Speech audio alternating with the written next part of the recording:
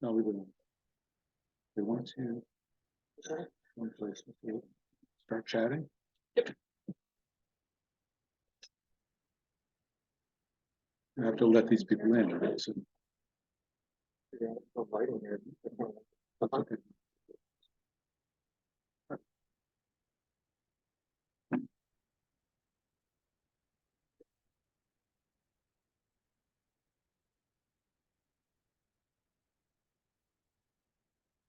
Hey, Bob.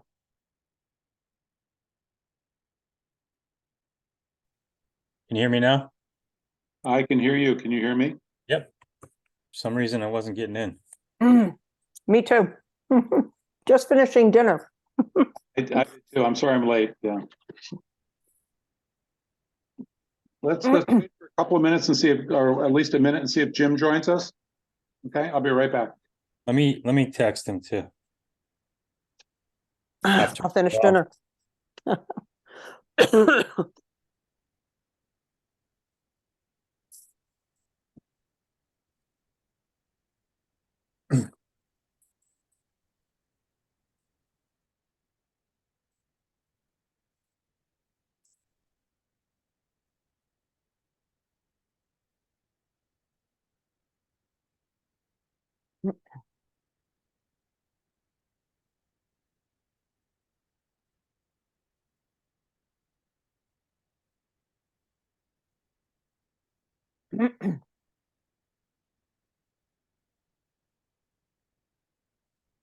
I'll go.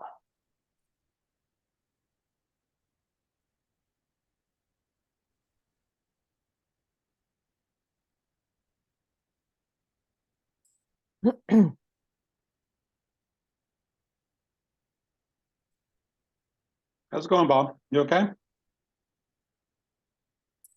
Yeah, good. I just texted. I just called Jimmy's phone and went to voicemail. Okay. Text him as well. He did say he could join us, but who knows? Mary, are you there? I am. I'll be right back, but I'm listening.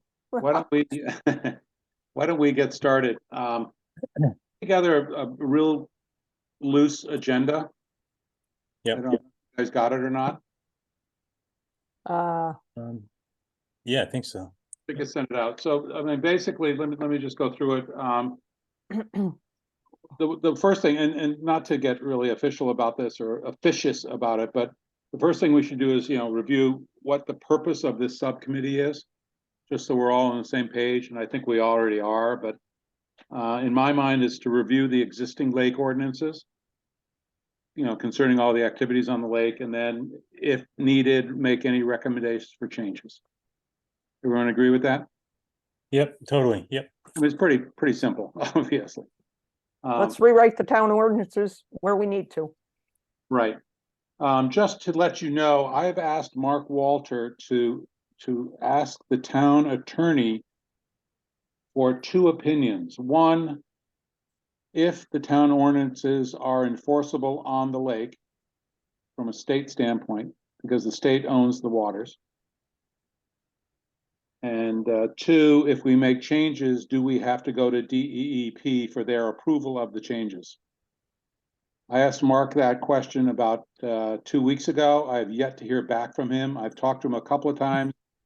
He has not heard back from the attorney, but I thought, we can still do what we're going to do, but I thought that was something important because, LMAC has always been under the impression that we have to go to DEP for all their approvals.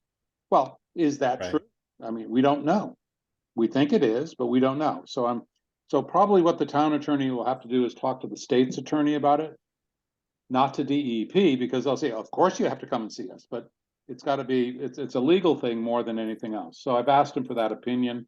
When I get it, if and when I get it, obviously I'll share it with you guys. Okay.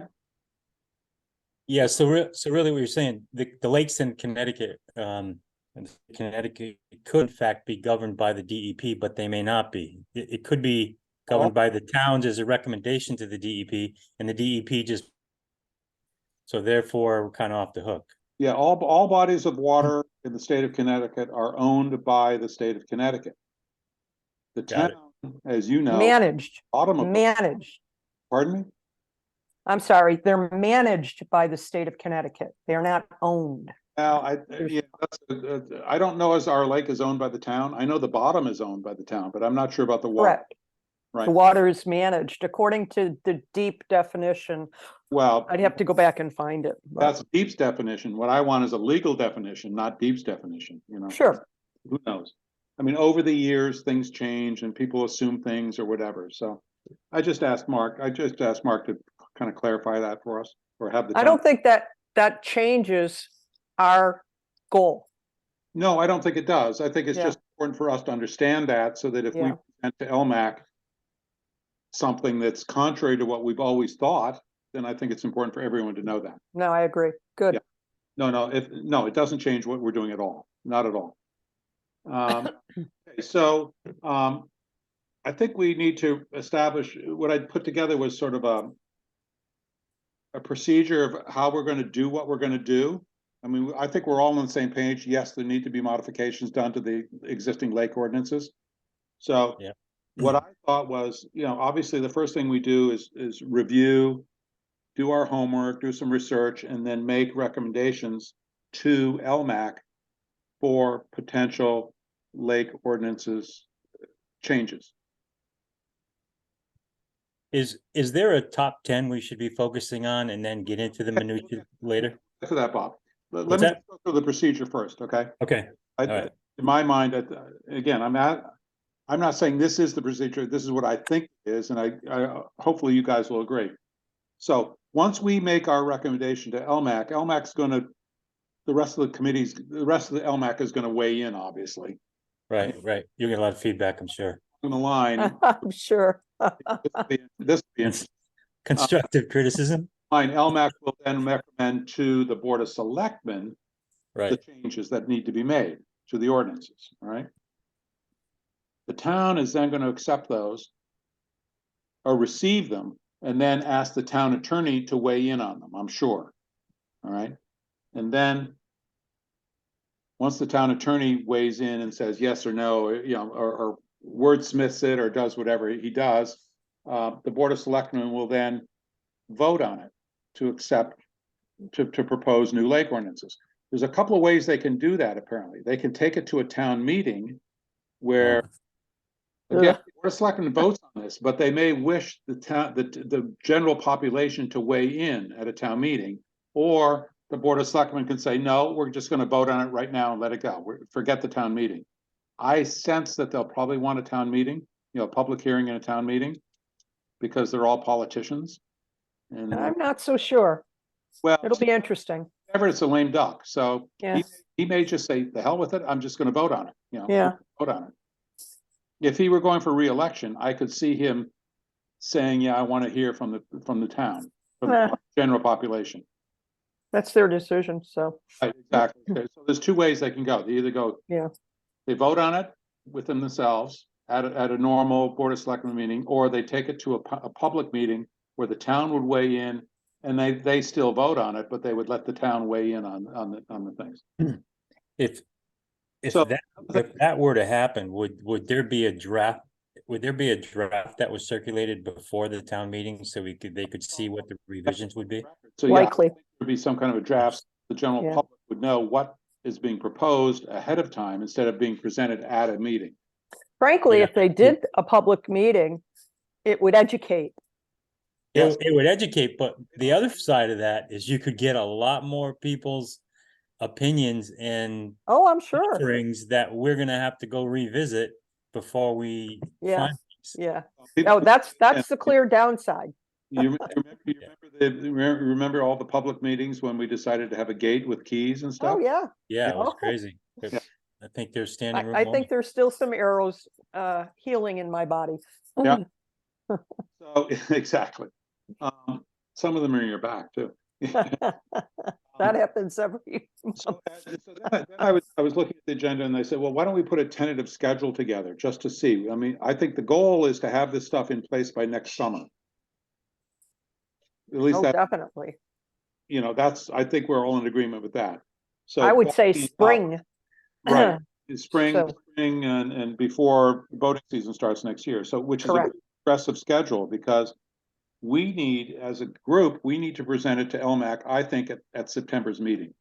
I really do. We need to do our homework in the next 2 weeks and just get it there, because it's gonna take at least a month for LMAC to kind of wordsmith this and figure it out, and we're gonna, and so by the October meeting, we could make a recommendation to the Board of Selectmen. Board of Selectmen then sends it to the town attorney. That could take a month Uh, for him to review, come back to the Board of Selectmen. If in fact it has to go to DEEP, you got to send it to them for their wordsmithing or whatever, and then it comes back to the Board of Selectmen again, and then the Board of Selectmen has to do this whole town meeting thing or whatever. So I think the onus is on us to get this done as quickly as possible. And then it's on somebody else's plate. I mean, if we delay 3 months, I think we're gonna get screwed. I really do. Bob? Yeah. The DEEP, if we have to go there, has a requirement to respond within 60 days. Right. So there's 2 months right there. Correct. But also, you've got the town attorney who's gonna do things. I know. And all this Yeah, stuff check out. before it gets to a vote. So. And again, if we want it for the spring, I think we need to really try to, in the next 2 weeks, try to push something together, put something together so we can present it to LMAC. We know it's not going to be the exact thing because there's going to be people on LMAC. They're going to want to weigh in and change things or do whatever. Oh, Yeah. It's got to come from LMAC. So I think it behooves us to do it as quickly as possible, I guess is what I'm saying. Okay, so let's talk about the issues now. So in my mind, there were a couple of, there's probably 3 categories of issues. One would be access and inspection. The other would be enforcement. And the other would be definitions of vessels on the lake. They're sort of all encompassing, but and we can get into the weeds of each one of those. But starting with access and inspection, Mary, I think you did a great job, talking about invasives and all that stuff. And I think we really need to push for more inspections and more responsibilities about that. I don't particularly like the self-inspection part of what we have these days, because I think basically people ignore it. I also think we need to push for better inspections by the gate personnel, because when I put my boat in, they didn't even look at my boat. I mean, they took a picture of my registration and they walked away. I mean, it was ridiculous. Mm-hmm. Yes, it was at the beginning of the season, but they didn't know if I was over in Mono Pond or Coventry Lake or whatever. Mm-hmm. They didn't even ask, So I think that's a big part of the inspection thing. So I think part of what we need to do is define what the inspection procedure is, again, which is what you got into, Mary. Right. There is an ordinance that I believe Henry Beck wrote specific to that. Yeah. It was reasonably done, so I didn't really Right. No, add it in. I think it was. We did spend a lot of time when we first started with the keys and the access and stuff. I think we did do a lot of homework on that. Correct. I thought that was pretty well done. I think the question is, or the issue is, it's not being done properly. It's not, the inspection's not being Correct. done. I mean, the procedures are there. It's just not being done. Correct. The other thing that I sent it to you guys. I did some research on different lakes, and Lake Warramog, for example, charges an inspection fee every time somebody launches a boat. It's $5, which is nominal, but it helps offset the cost of somebody doing the inspection. Maybe that's something we should talk about. Yeah, the other thing too, I was talking to, was it Deb Fisk? Is she the rec director? Yeah. She and Marine Patrol reports to her, right? Yes. So she's trying to make her life easier, and with regard to time available by the Marine Patrol.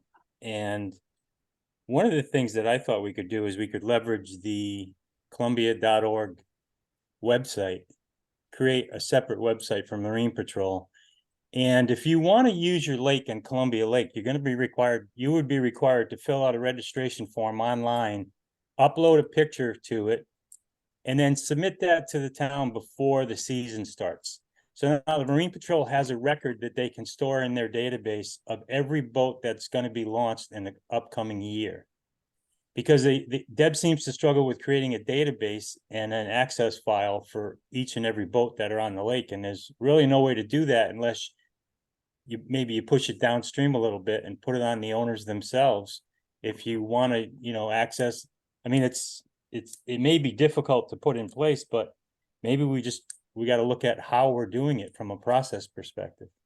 Yeah, I think that's a great idea. I think it would probably take a couple of years to get into place so that everyone signed Yeah, it on. may not take overnight, but I don't have access to a computer. I can't do this. I can't upload a picture. I can't. right, exactly. I hear you.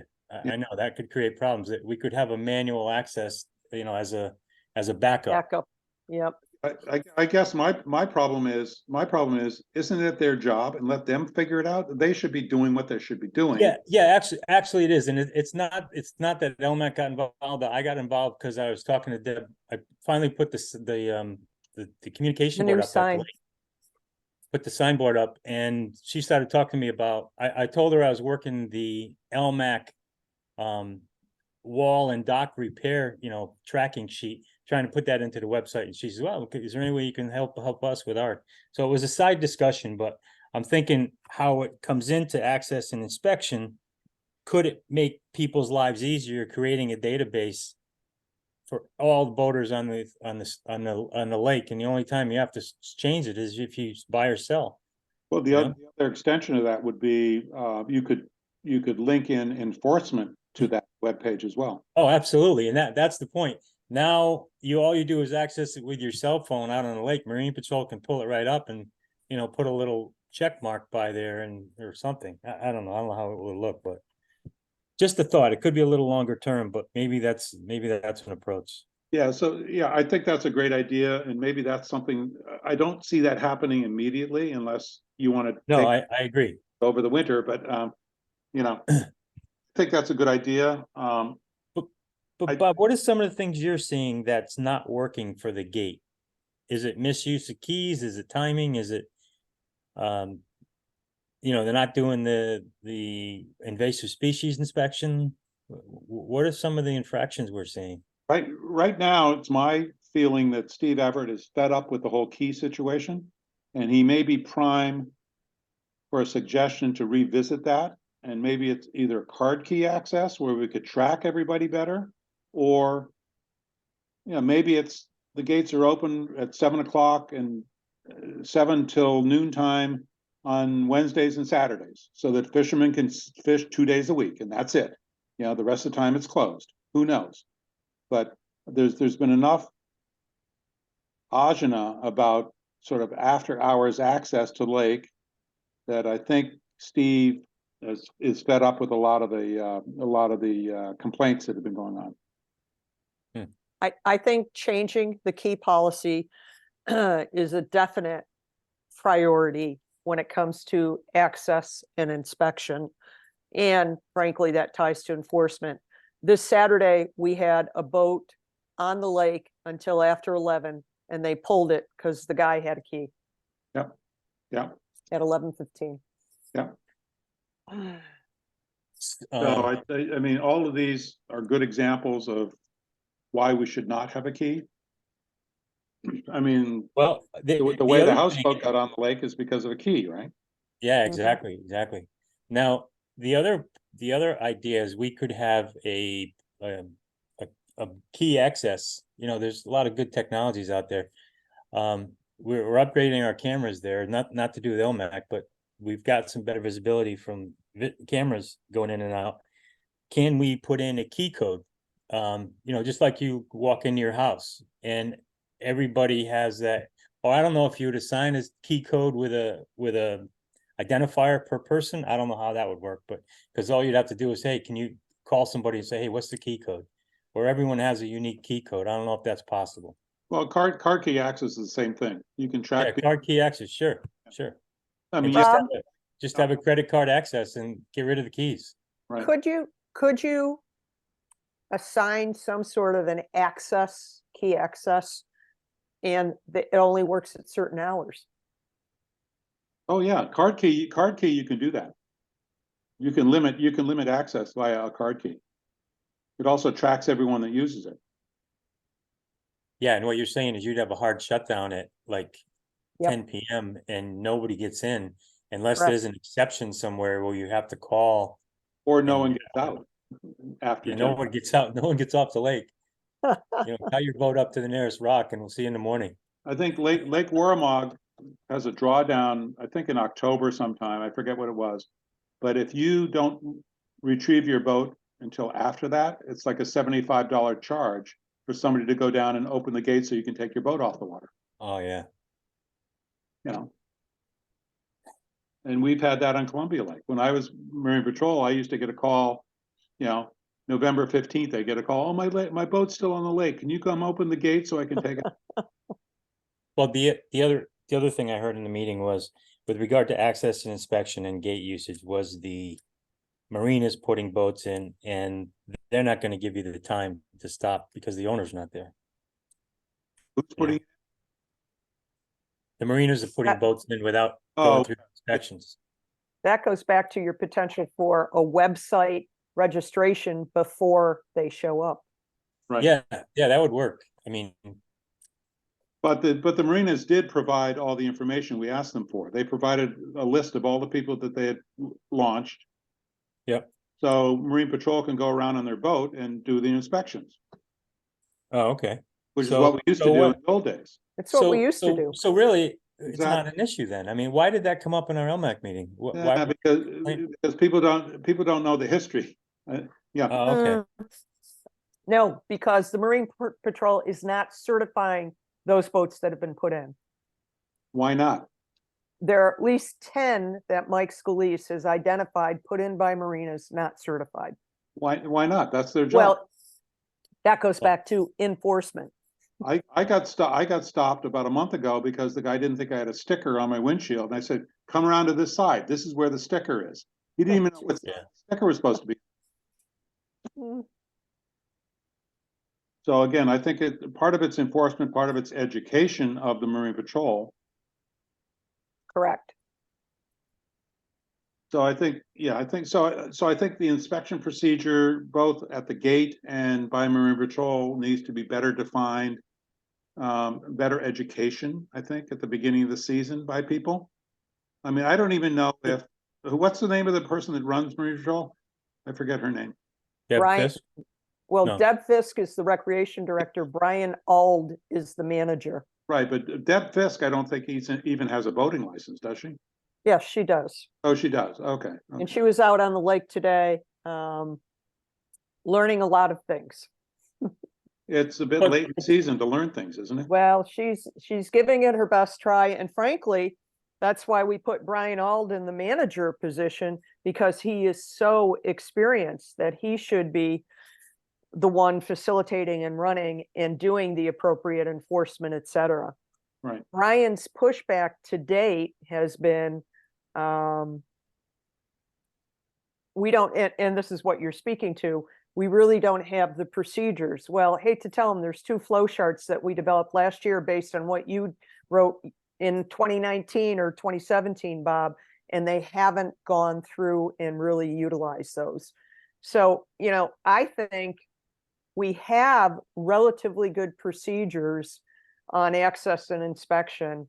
We have to do a better job of training to that for the Marine Patrol to be able to do their job. And, you know, I'm not sure we have to rewrite any town ordinances about access, inspection, or enforcement. I No. think these are all policies that are already written that just need to be executed, trained to and executed. And I think your other statement, Bob, of education is huge. Yeah, I agree, Mary. I think you're right. I think we need to demand from the town manager that the proper education is done of the Marine Patrol people vis-a-vis inspections and access and things like that. I mean, it's just, from my experience this year and even last year, it's just non-existent. It really is. It's It depends on who you get. It's not consistent. Touche. It depends on who you get. Exactly. If you get Brian Ald, you get a thorough inspection. Right. If you get Anika, you get no inspection. That's who I had. I had Anika. and Well, from a process perspective, what are they checking off on that little clipboard that they have? Is that, nothing. They're taking pictures with their cell phones. all right, so maybe that's where we have the opportunity, is that checklist is required for every boat that's launched. Well, that's the way it used to be. It used to be, And- paid, you know, And somehow we've got to enforce it. yeah, Yeah, yeah. It's I too think these are things off. done- it's too easy to take a picture and say, I've done what I've done, and then just Yeah. forget to download it or upload it or do whatever you do. So, So I think these are things that offline we can look at, we can work with Deb and Brian on, and Yeah. obviously force Steve and Mark to enforce. Yeah. Are these the things that we need to rewrite for the BOS? Okay, I don't think so. I think we leave the ordinances the way they are as far as invasives and inspections and things like that. I think those are in good shape. yeah, Yeah. I have to say, I didn't, I sort of sensed that at the beginning, but I think it's good that we've talked it through. But I think let's leave those the way they are, and let's push for better education of Marine Patrol, which is not, doesn't have anything to do with ordinances. It's just LMAC dealing with Mark and Steve. yeah, the changes I put in are very minor and procedural. I don't think it requires a town ordinance change. It Right. requires a procedural change. Right. Okay, Yeah, I think we have to be careful with how many potential changes we have to the ordinances. exactly. Yeah. We got to pick our battles, you know? Yeah, Okay, so the next one would be enforcement. And again, I think, in my mind, there's the procedural part of enforcement, but there's also invasive species, there's safety, there's other infractions, there's regulatory infractions, regulations, state regulations, that type of thing. And are they done by the Marine Patrol? Are they done by the state trooper? Enforcement is a huge, huge issue. I mean, it's a wide open kind of topic, ranging anywhere from, speed limits and over, boats not registered properly. I mean, all kinds of things. So, yeah, going back to the beginning, what power does the Marine Patrol have? Unfortunately, they don't have a whole lot of power.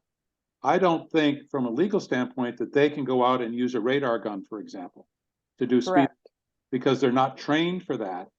There's a certain, I think, certification that you have to hand out tickets to people. They can hand out warnings, but I don't think they can hand out tickets to anybody because they're not at a certain level of enforcement. They're not enforcement people. They're only considered constables at best. Yeah, I was going through one of the items, Mary's, in section 6 under penalties. This is item A. The Marine Patrol will at a safe time will stop watercraft operators and inform them of infractions and or safety violations. What's the definition of infractions, and what does our Marine Patrol really have the authority to issue an infraction?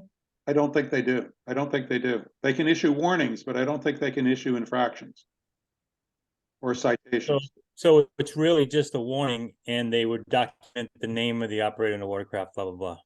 Which is what, apparently what they've instituted recently is a three-part carbon copy type of thing where they issue a warning to somebody, they take it back, they put it into some database or whatever, and they let the state trooper know. Because then if the second thing happens, then the state trooper gets involved and issues a citation.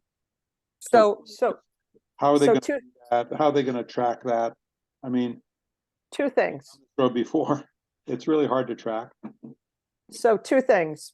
In the current town ordinance for safety regulations of motorboats, etc., section 5 says Marine Patrol officers. The Board of Selectmen is provided by law may appoint such Marine police officers as it deems necessary to enforce the provisions of this article and the motorboat regulations of the state of Connecticut. That's a very general statement. I don't think that's legally correct. Well, if we need then the town attorney before we go to Deep, but Deep approved this ordinance way back in 1987. Yeah, but what you just read is stating that the Marine Patrol officers has the authority to enforce as noted or as stated in the local ordinance. Blah, Yes. blah, blah, right? The provisions So- of this article so and where- the state of But Connecticut. you're adding, Mary, in your update, you're adding that they are now going to give you an infraction.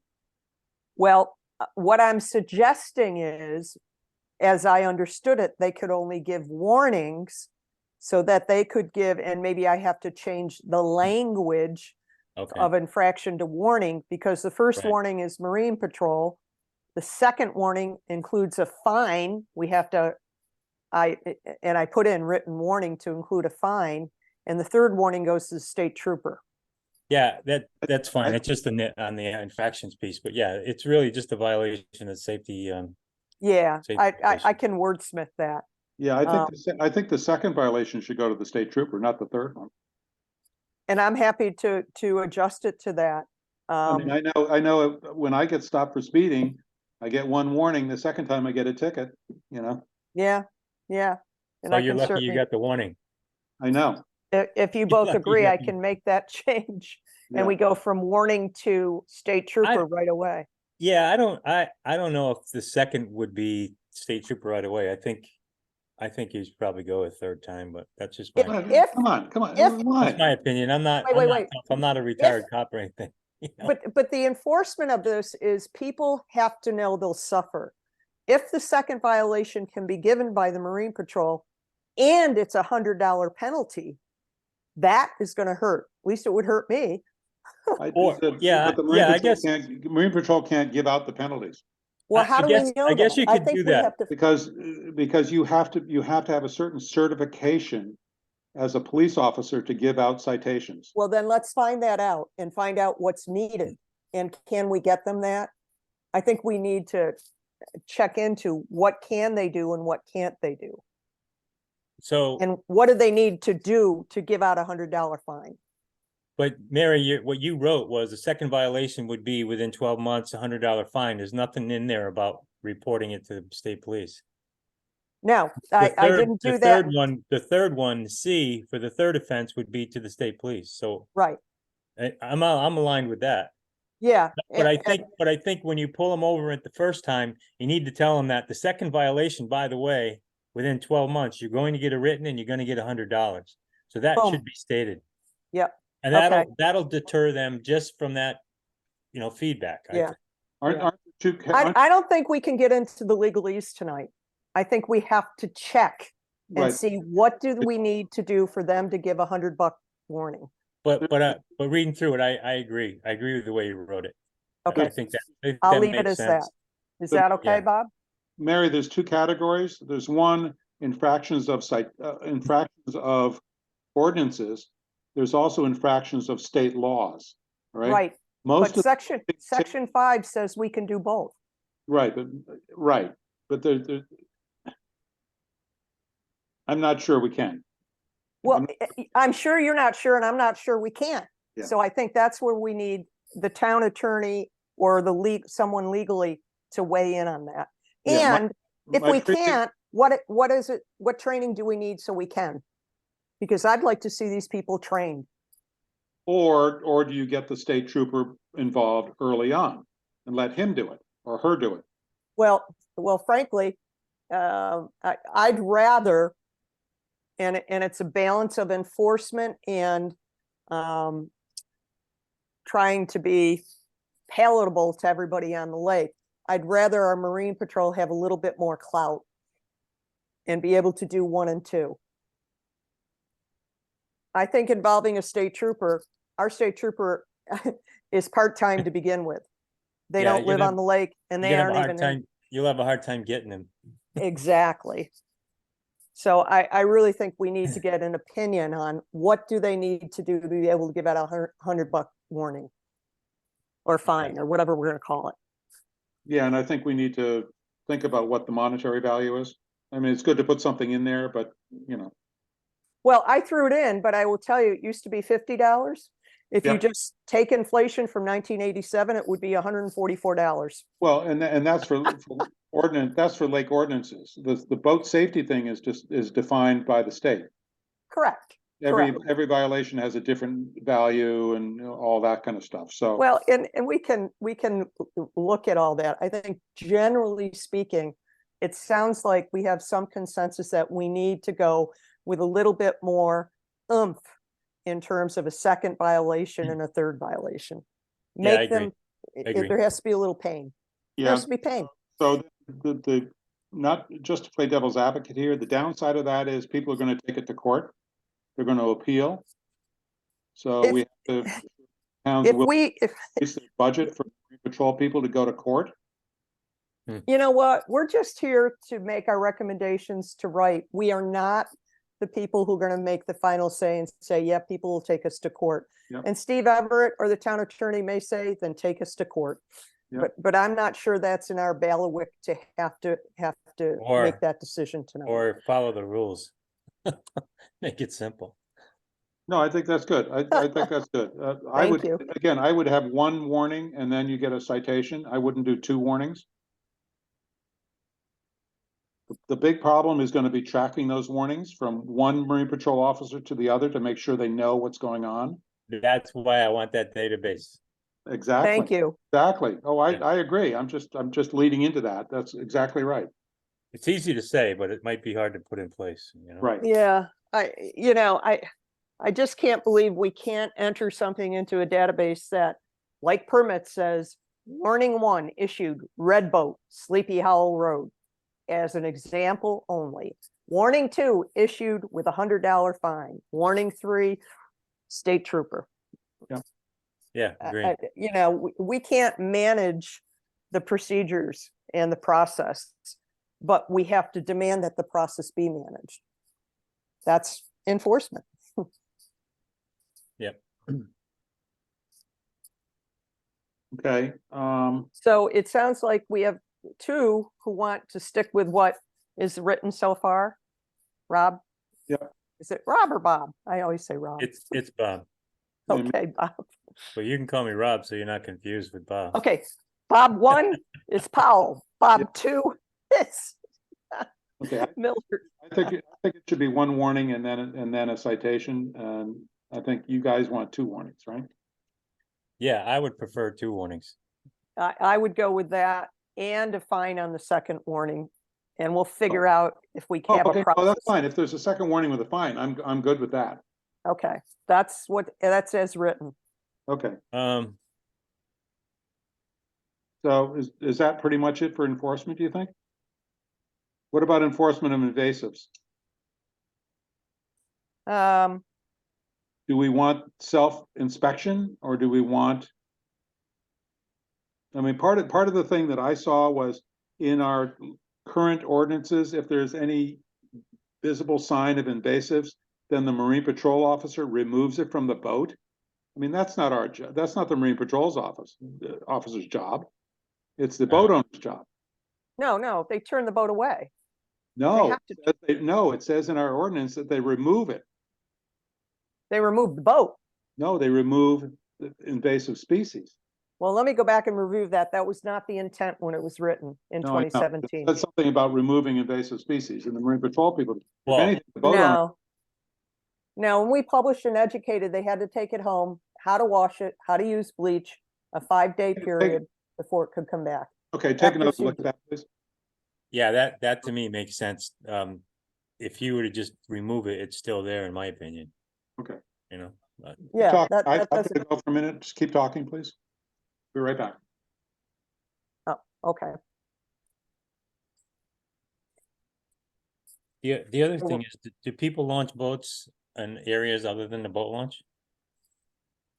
Say that again, Bob. Are there other locations where you can launch a boat on the lake?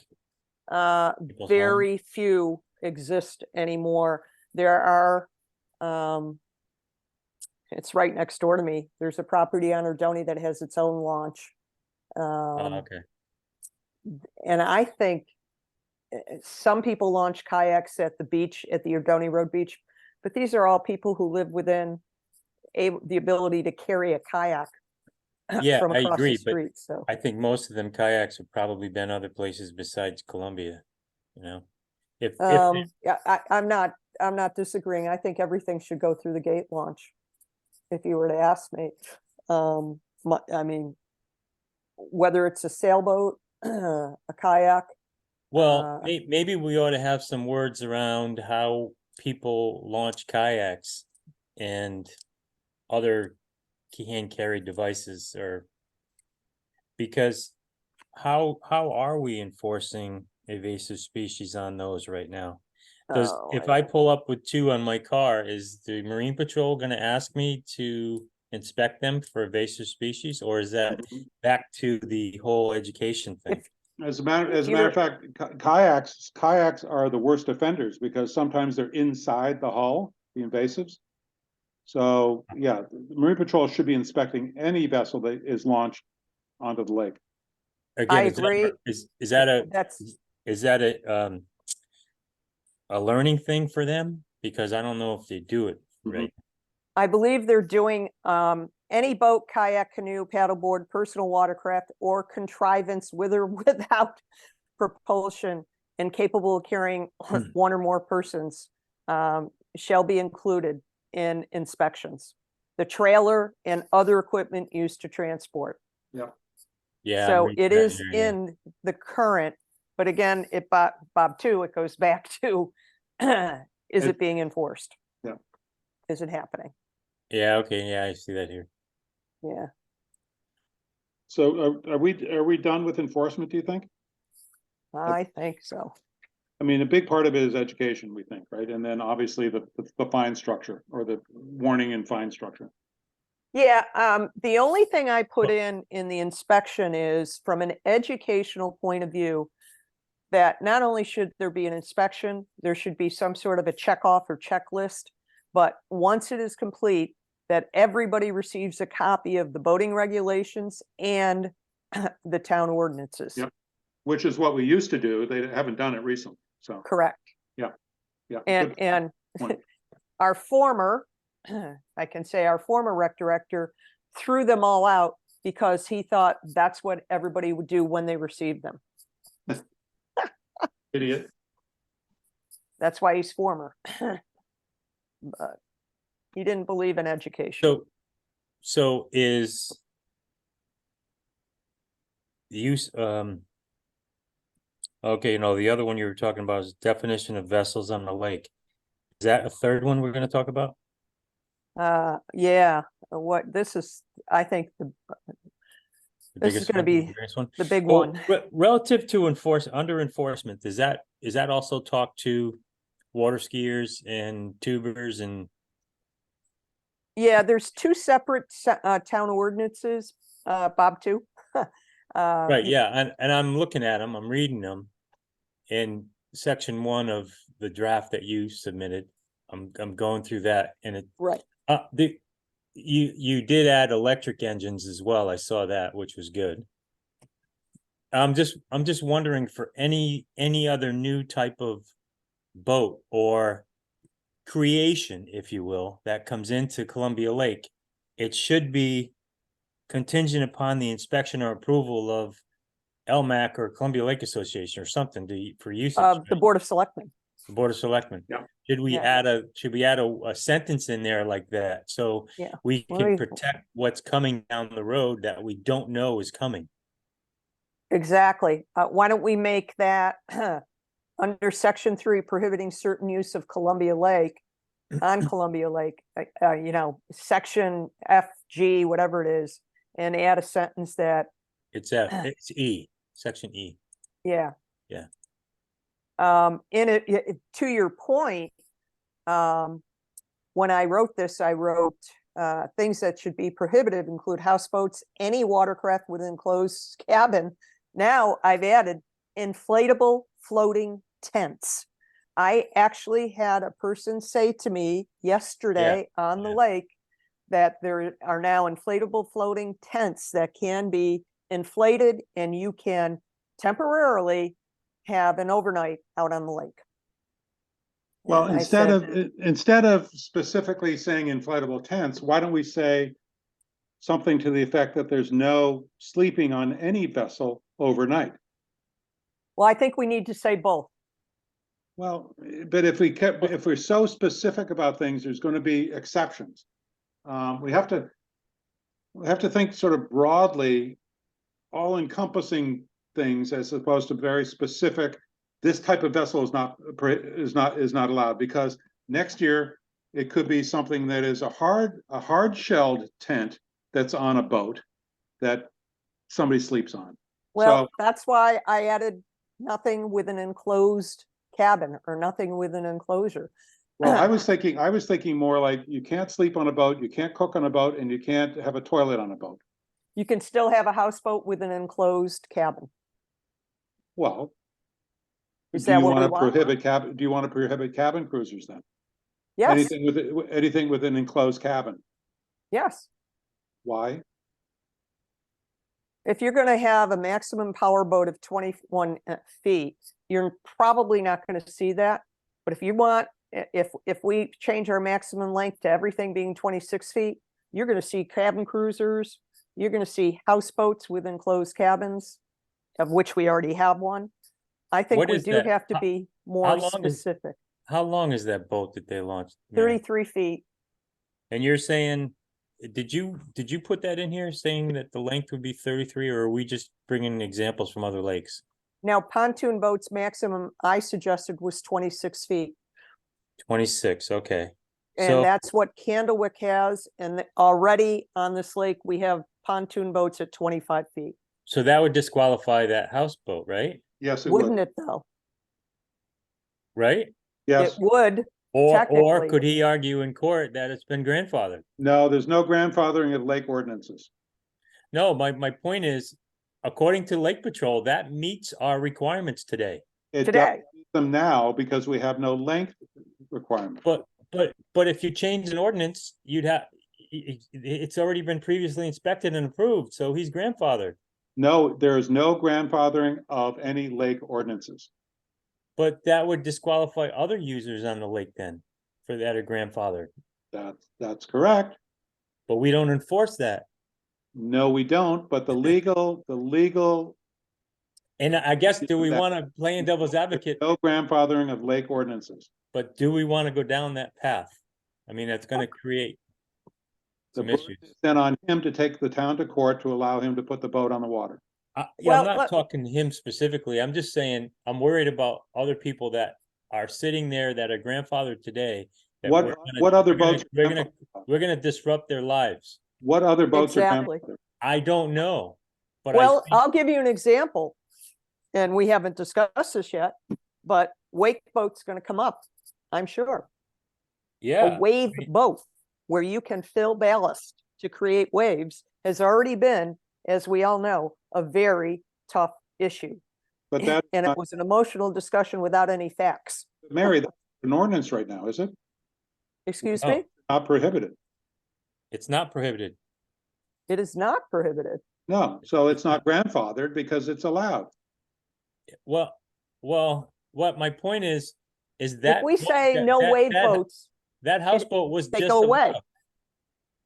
That houseboat's allowed. You're saying we're gonna change our ordinances to disqualify that houseboat now? The If guy you bought it. propose of a- course we are, Bob. If you propose a length that's less than 33 feet, yes, you're going to prohibit it. Okay, that one would probably, I'm just playing devil's advocate here, I'm not siding with anybody, believe me, but that's something like No, that. no, would go to no, I court. agree. Something like that would go to court. So let me make a suggestion, And and I again, think honestly, I think- I think honestly we'd lose. Well, no, you won't. So what is the reason to prohibit the length of a boat? What's the reason, you think?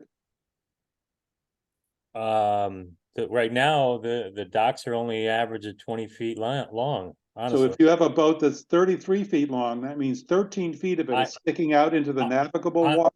Look, I'm totally with you. Then how did we approve it? Because I don't know. Because we didn't have a length before. let me make a suggestion. Okay, May I make a different suggestion? And this could blow up too. There is only one, as I understand it, legal grandfathering approach in the state of Connecticut, and it has to do with zoning. And in that, and Bob, you may know this, it has to be a 3-year period of time. Yep. What if we took the initiative to say, we will define grandfathering as 3 or more years?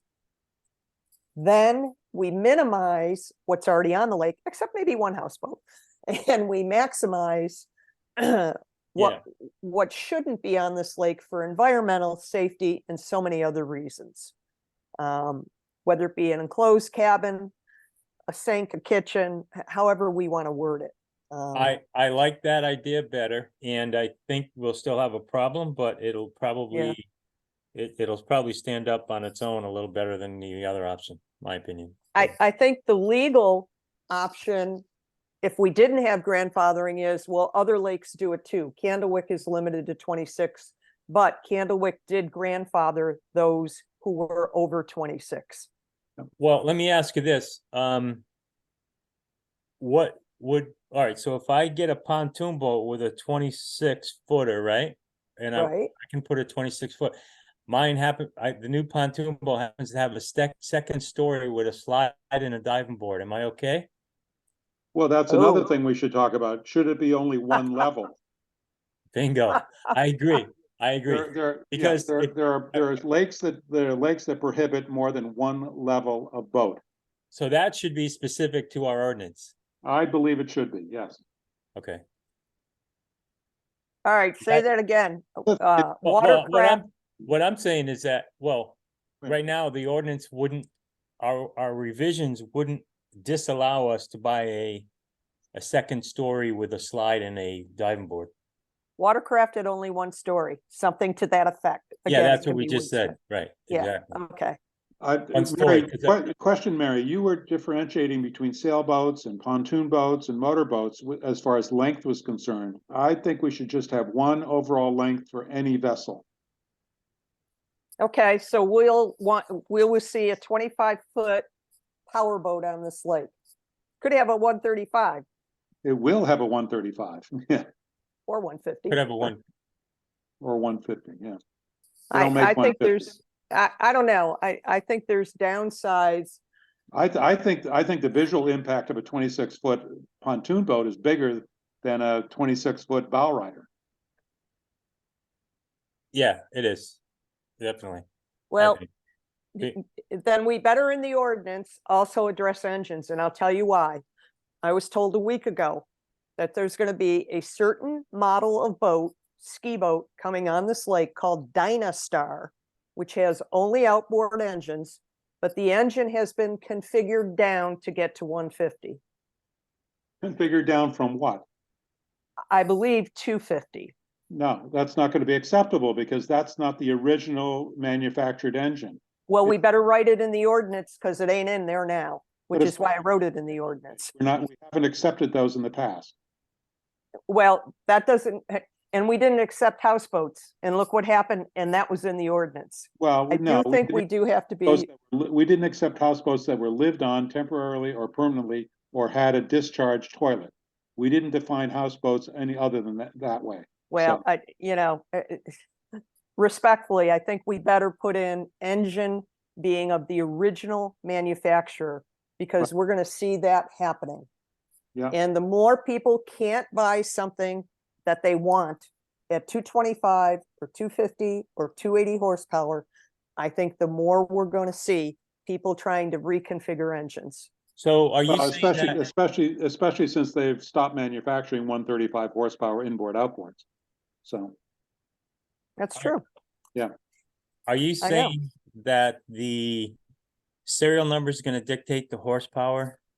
Even though the owner has derated it? yep, you gotta go by the serial number of the engine. I used to do that. I used to call the manufacturers up all the time. Okay, Verify horsepowers. okay, so say I'm that owner putting that boat in. I'm pulling up, Marine Patrol's there. My registration happens to say it's a 80 horsepower outboard, Right. but the serial number says it's a 250 outboard, right? So it's gonna take time to do the evaluation. So what you do is you give them a conditional acceptance to the lake based on a final review with the engine manufacturer. If the manufacturer says it's over horsepower, then you will be required to remove your boat from the lake. And- However, if the state of Connecticut has just said it's an 80 horsepower, No, then Who's you gotta right? take it, then you gotta take it to DMV and make sure they do their homework, because a lot of times they just rely on the seller, on the distributor saying that it's the right horsepower. Because they're in collusion with the owner sometimes. well, Well, I've suggested in the ordinance that the original engine horsepower at the time of manufacture is the assessed horsepower. No changes to an engine that are over the established horsepower limits are allowed to attempt to reduce an engine's horsepower. Well, here's, I believe that should be in the ordinance. but here's an example of what could happen. I go to motor vehicle, I got the registration from the original owner I bought it from. This is a used boat. Right? By the way, here's the new engine I just put on the boat. I swapped out the old one. I put a new one on. It happens to be a 75, but really it's a 150. I get my registration from the state. It says 75, and actually I'm running a 150. And the serial number will confirm it's a 150 if Marine Patrol checks it. But typically they'll only look at the registration. That's why I noted that as one of my items. So how do you control it? Then we go back to the procedures of inspection and say, as part of the inspection, you copy down the boat identification number as well as the identification number for the engine. And then Right. we do some if we're suspect of the engine horsepower, we do some subsequent research. And if in fact it's over the horsepower, that person has to remove the boat from the lake. You give them a conditional acceptance to the lake, but upon research, if it's deemed that they're over the horsepower, they have to remove the boat. So is that in our ordinances anywhere? No, I just wrote it. Oh, you did? Okay, good. I just wrote it in. Because that's what I was saying, what you just said, Bob, should be annotated in the ordinance. right. Yeah, right. in the ordinance on safety regulations of motorboats, water skiing, et cetera, in section 1, part C, we can put some language that says we need to check the ESN, and for, what did I just say? If over the HP, the watercraft will be removed. Right. Yeah, I'll wordsmith it, but All right, and then the other one I was brought up is, do we need any language for wake skiing? for what? Wake skiing, What's that? is it allowed? Isn't wake Well- skiing the same as water skiing? No. Is that the Wake- surfing thing? Physically, I know. Wake skiing, you're literally like a foot and a half or two away from the engine It's like, Yeah. onto a rope or just on a wakeboard. Yeah, Yeah, that's what Mike Nazo's boat is. It's Right. a Mike wave Nazo's. boat. Right, now the person skiing behind that is literally within a foot and a half of the prop. I know. That sounds really dangerous to me. no, that's not the problem. The problem is that it creates a wake that disrupts the bottom of the lake and the seawalls. Oh, I totally agree. That's probably the biggest number one issue, but my question would be, are we approving wake skiing on Columbia Lake? If we are, and yes, should we have it annotated in this ordinance? Because we don't talk to it anywhere. We talk about water skiing, tubing. Water skiing and wake skiing, in my opinion, are two different things. I agree. Totally. Water skiing, I'm at, 72 inches of rope, or 70 feet. 70 feet, sorry, 70 feet of rope versus in wake skiing, you don't have a rope actually. Once you're up, you release the rope and you just ski on it like you're skiing at. But in the ocean. why would we care? Personally, I don't. I'm just asking, should we have anything annotated? We care about water skiers. We care about only having two. I don't know, maybe not. Yeah, no, Bob, I think, first off, the town needs to understand this because the Marine Patrol totally screwed this up this weekend. Water skiing by the state is defined as anything done behind the boat. That could be a tuber, a wake, you know, a Okay, kick all kneel right, board, all right. whatever that is. Okay, That's the current definition. I think your question is in terms of wake skiing. To me, the bigger issue is, should there be wave boats that create that type of wait, wave yeah, to allow that on the lake? So the bigger question is, should that watercraft be allowed on the lake? And that is going to be, you know, the $64,000 argument at LMAC. But I think with reasonable less emotion and facts, there should be a discussion. It should not be overridden by just one person who may have it, that boat. But there's only one of those boats on the lake. Correct. And would it be grandfathered? No, there's no There- grandfathering. Because there's no No grandfathering. grandfathering. So here we go. You know, I think it's going to become a very a tough issue, but it is something that probably should be provided to LMAC to say, should we be considering them on the lake or not? Well, and I think Henry brought this up a few months ago and had some very good points about erosion of seawalls and things like that. So it's not a safety issue. It's more of an environmental issue, conditions of the lake bottom and conditions of the walls around the lake. So we may I can want to tell think you about- that, and I haven't revisited it, the research I did initially, there are at least 20 states who are either prohibiting or ensuring that these boats are at least 200 or 300 feet offshore.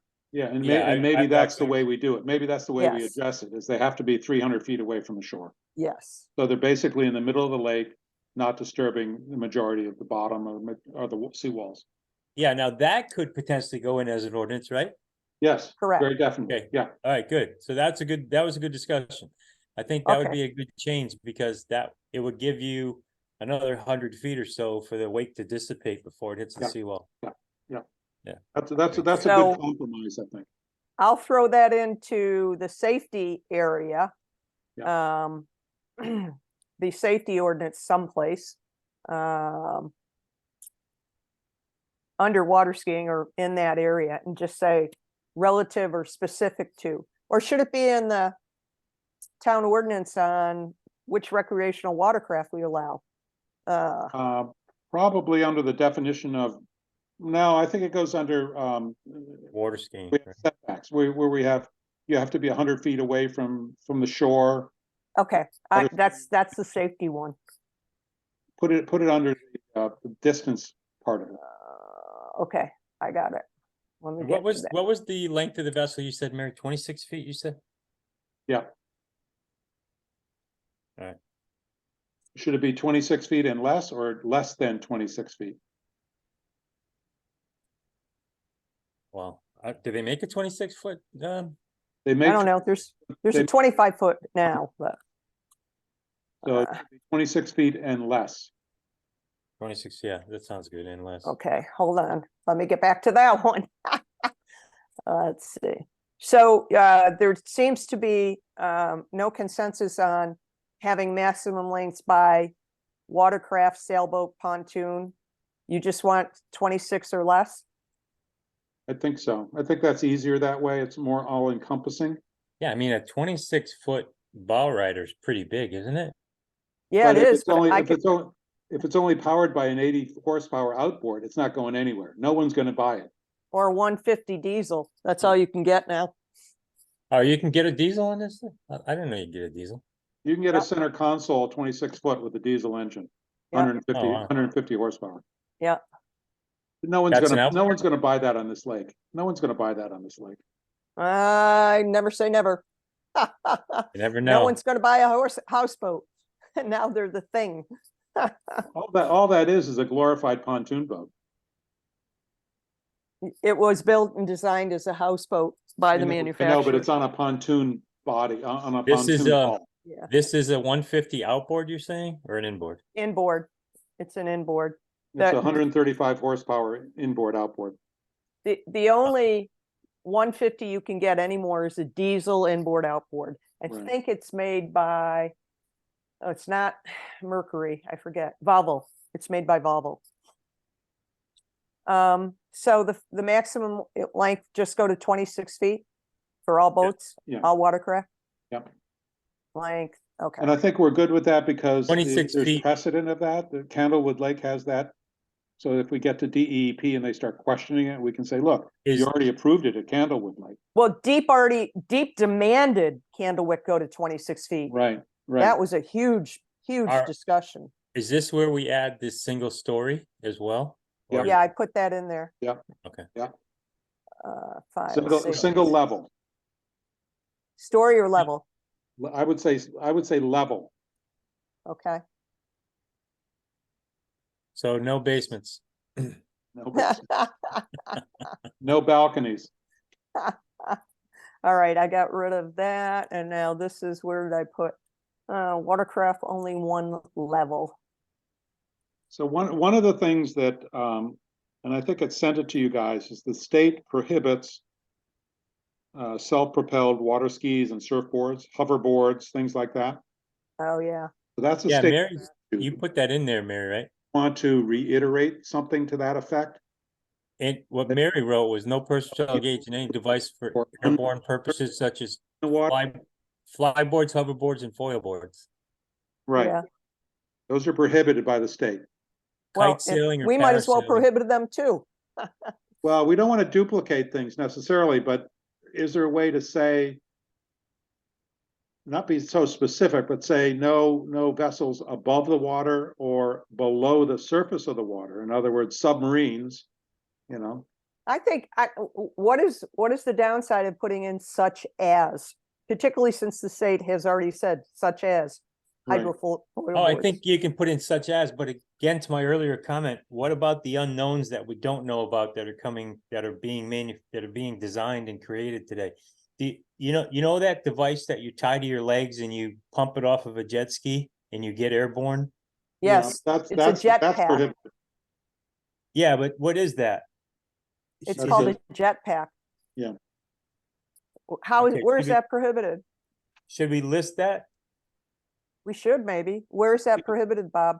It's not in our current ordinances, but we have talked about that. And I think Well, we need to put it if I in. recall, Henry said that it falls under the category of an unmanned vessel or something like that, which is prohibited.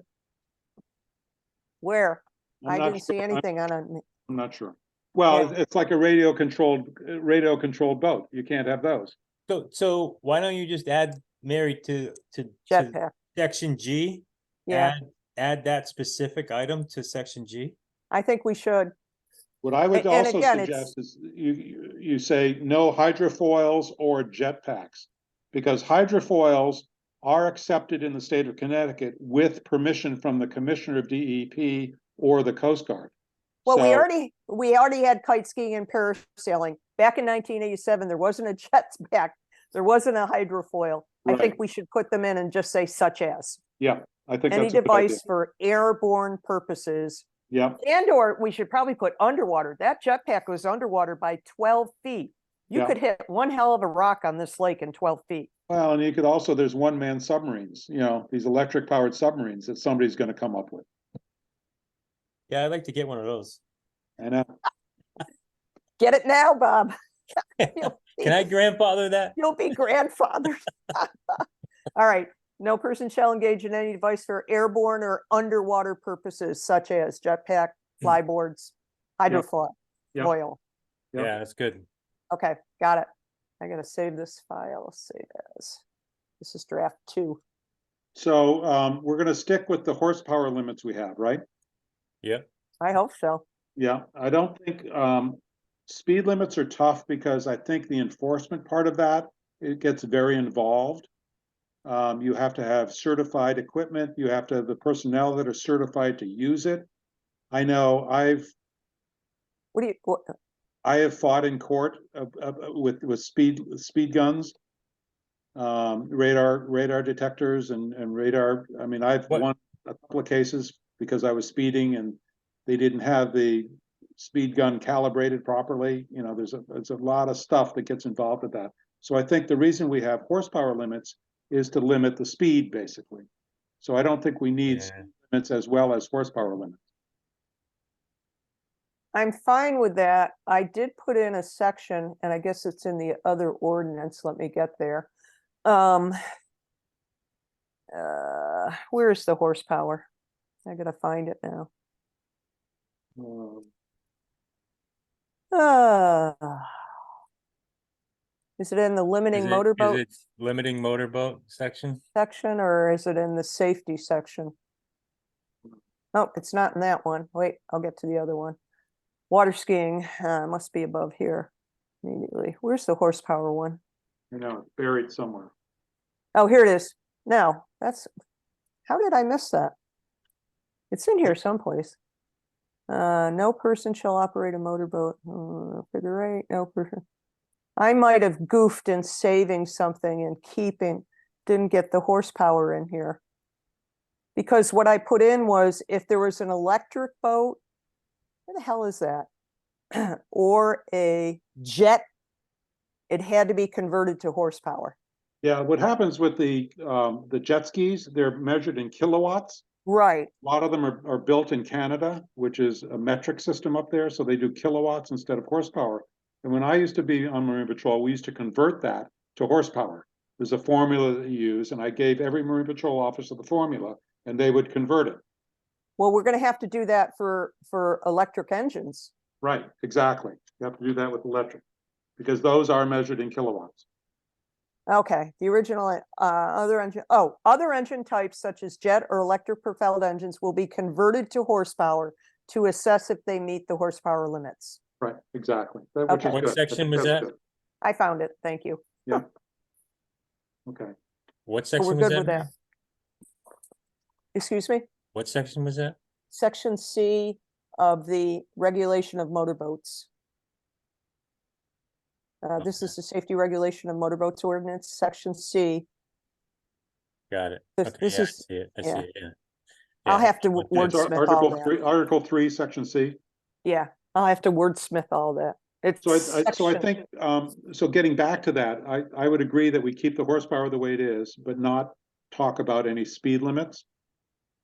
Yeah, I agree.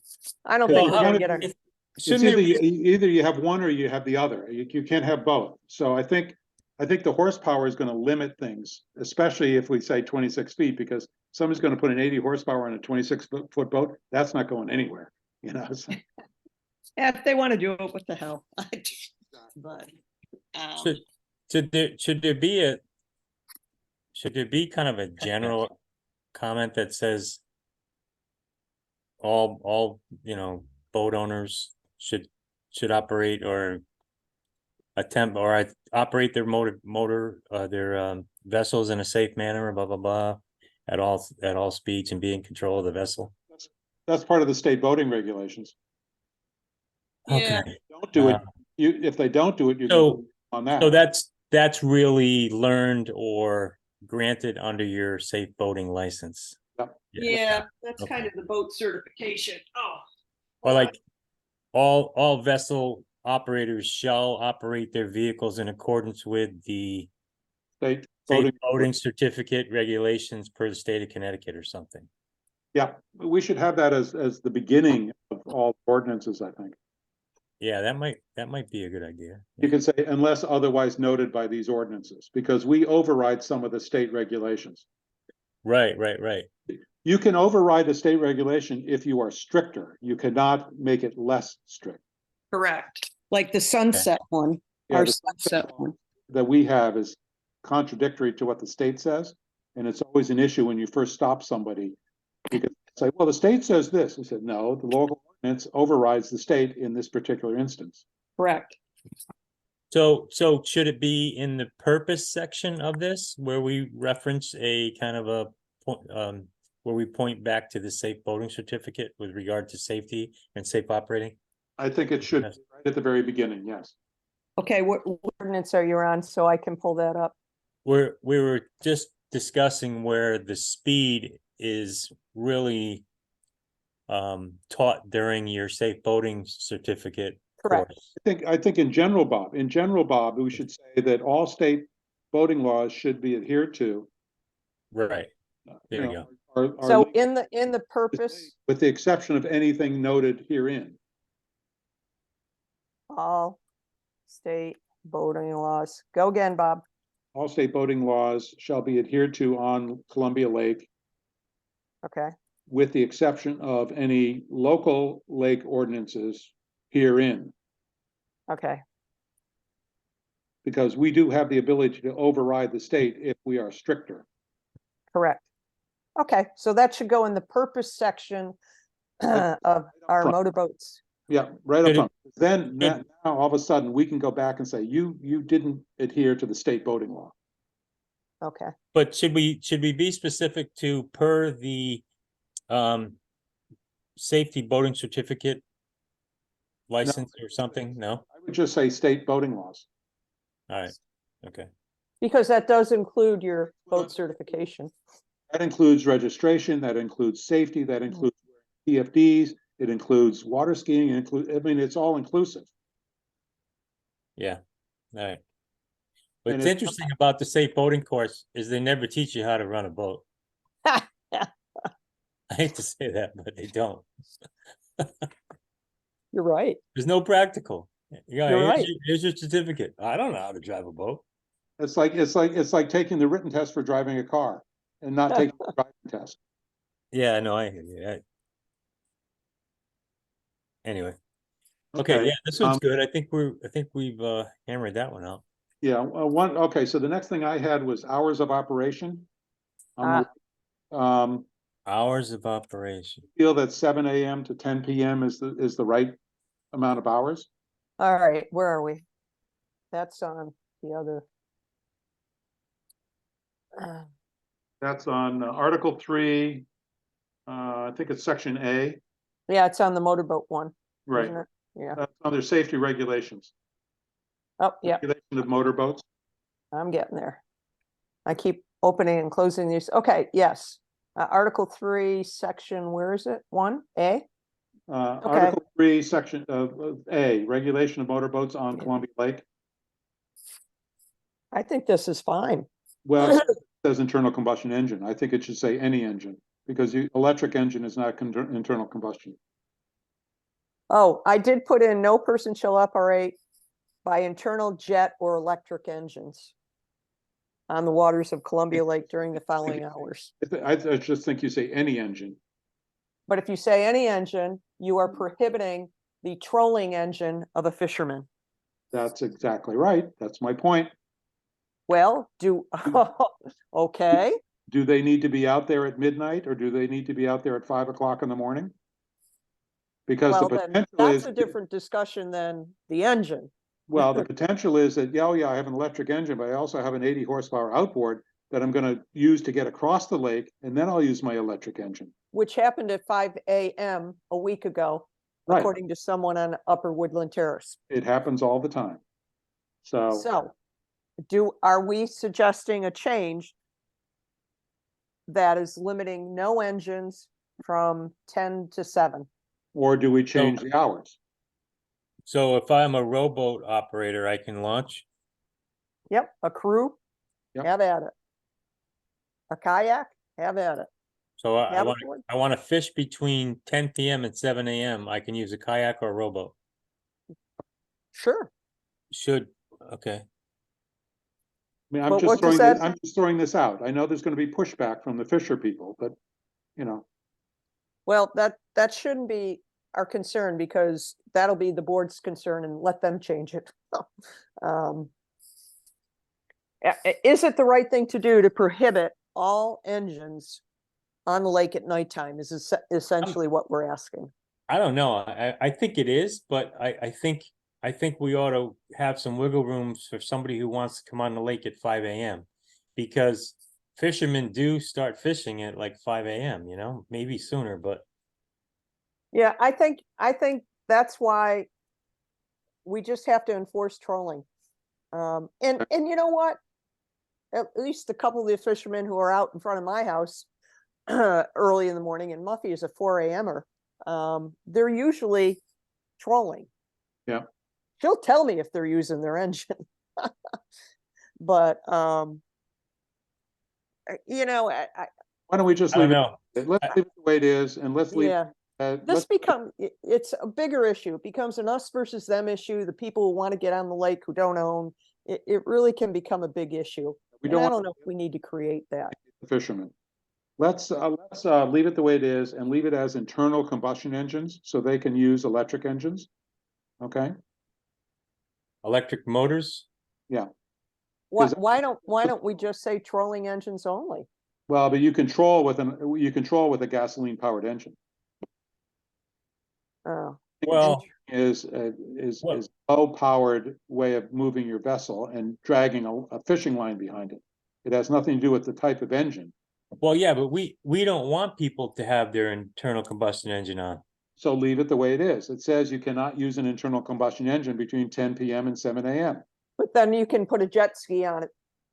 No, that's anytime. an internal combustion engine. That's internal combustion. I think you ought to Okay. have something specific to trolling. What's your Trolling has to do with low speed and dragging a fishing line behind you. Is that Yeah. an internal combustion engine trolling? No, it would be an electric trolling motor. Maybe Oh, we okay. specifically state that I, we, I'm on the sound boating a lot, and guys are out there trolling with 600 horsepower engines. They're trolling. They're but pulling. that's wrong. I don't agree with that. Because if their engine's on, they're gonna use it to move faster somewhere eventually. They're not That's- gonna that's- keep going. Which is why internal combustion engines are prohibited, because you're not going to go fast with an electric powered motor. What I'm saying, is, I agree with that. Keep it prohibited, but allow them to use a trolling electric motor. Right? Yeah, we're not saying we're not disallowing, we just never disallowed. Do we have Okay, all to, right. do we have to say trolling motors are acceptable or something, you know? There's no such thing as a trolling motor. There's an electric motor, there's an internal combustion motor, that's it. Eventually you're gonna get electric motors that are rated at 80 horsepower. A trolling motor is a self-contained marine propulsion unit that includes an electric motor, propeller, and control system. That's the definition. But it doesn't say anything about horsepowers. What's the difference?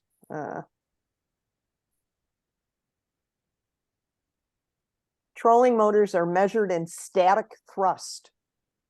Right, They can only go at slow trolling speed, right. whereas electric outboard or outboard motors provide higher power. Do we need to say anything? I think we'd leave it the way it is. Bob, what's your thought? I'm confusing myself here by just trying to figure out what they are. I was just Googling it, same as you, but, I think you ought to Maybe specifically state that only trolling motors only. Maybe if we say trolling motors But at a slow speed. somebody could argue that I have a 3 horsepower Honda outboard, and that's a trolling motor. No, it's not though, by definition. No, not by the definition. It has to be electric.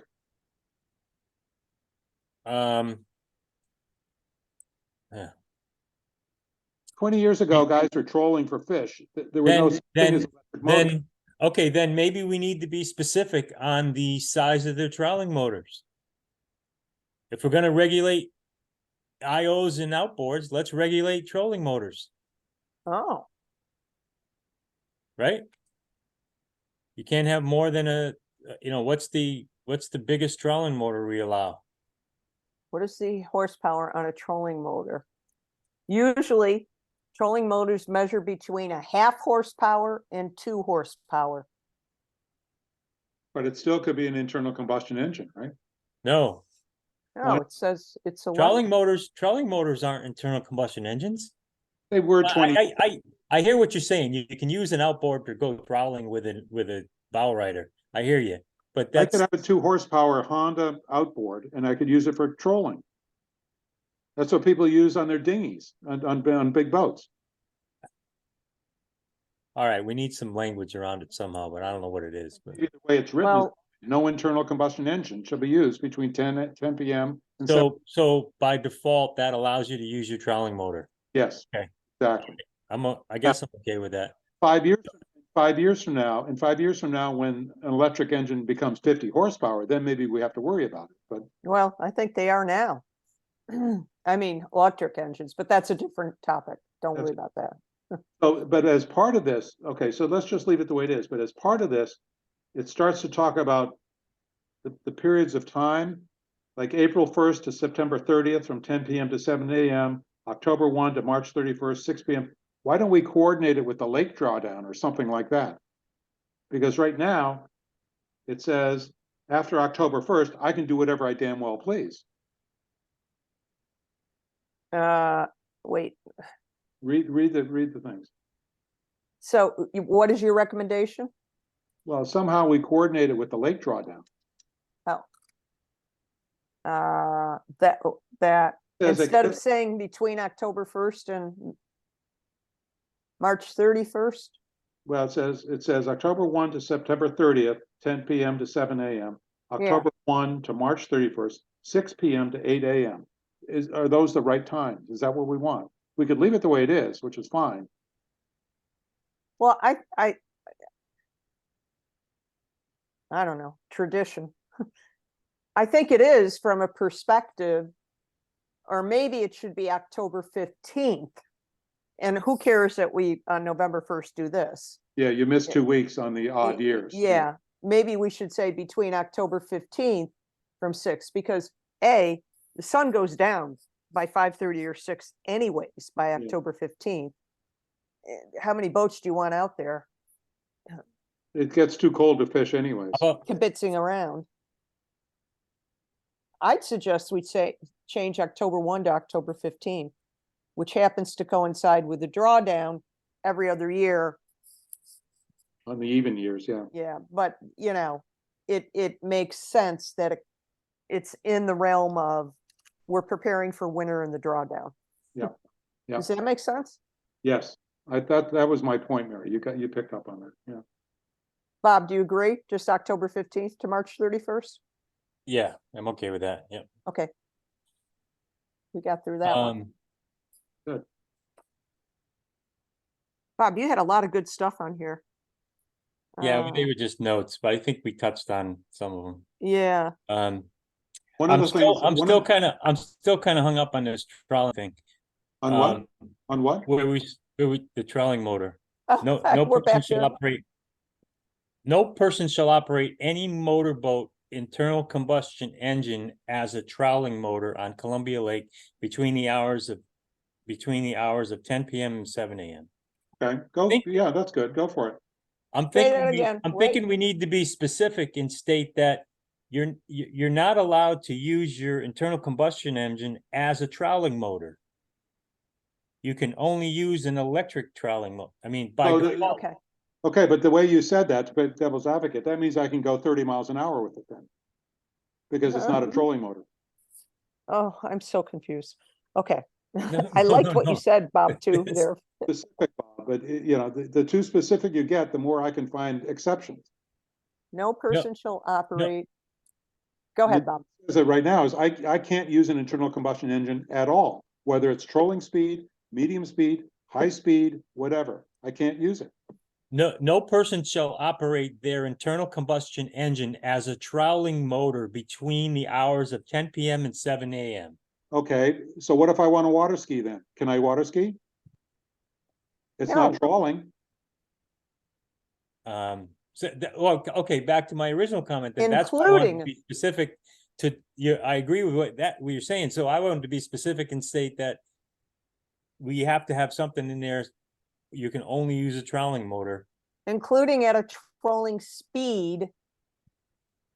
Why don't we just leave it the way it is? Because I think what I'm saying is they're obviously abusing that, Bob, Yeah, but not and nobody's catching them. not to the extent that, I mean, how many times have they abused it this summer?